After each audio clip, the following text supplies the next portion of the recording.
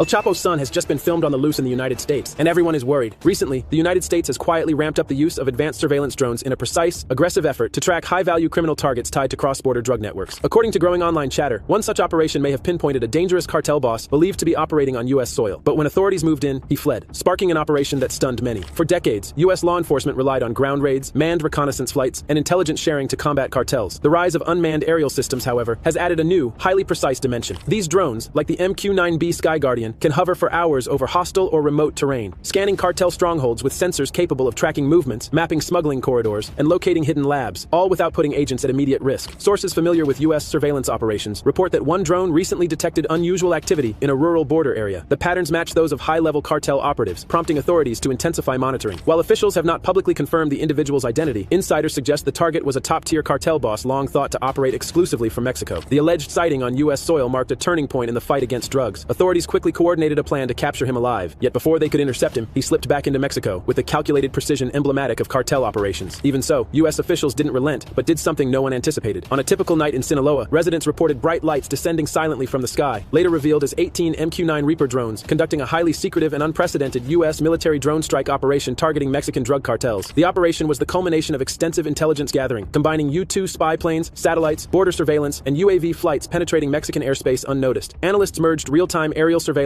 satellite imagery, mobile signal tracking, vehicle movements, and informant intelligence to track the drug lord, allegedly a member of the notorious Sinaloa cartel. At the same time, they mapped cartel infrastructure, pinpointing weapons depots and meth labs. When ready to attack, the MQ-9 Reaper drones, armed with Hellfire missiles and laser-guided bombs, allowed precise strikes with minimal collateral damage. The assault began at 2:13 a.m., with a primary attack group supported by backup teams. Explosions demolished cartel infrastructure, triggering secondary detonations from ammunition and fuel stores. Throughout the operation, drone footage, radar, satellite data, and informant accounts confirmed its precision and effectiveness, including the cartel boss's elimination. This mission highlighted a new reality. Even if a high-value target escapes immediate capture, U.S. surveillance capabilities allow authorities to maintain relentless pressure. Drones continued tracking accomplices, safe houses, and smuggling routes, turning what once would have been a temporary escape into an extended period of observation and disruption. The shift reflects a strategic shift in U.S. counter-cartel efforts. Currently, several top cartel bosses, including notorious Sinaloa cartel founders Joaquin El Chapo Guzman and Ismael El Mayo Zambada, have been arrested, tried, and imprisoned within the U.S. However, many, like top CJNG boss Nemesio El Mencho or Ceguera Cervantes, remain on the FBI's most wanted and DEA priority target watch lists, with U.S. surveillance systems continuously tracking their cartel footprint in an effort to locate and dismantle their operations. More recently, the U.S. extended this approach beyond cartel leadership with a dramatic military operation that resulted in the capture of Venezuelan President Nicolas Maduro and his wife, Celia Flores, during a coordinated strike in Caracas on January 3, 2026, as part of a long-planned intervention aimed at apprehending him on narco-terrorism and drug trafficking charges.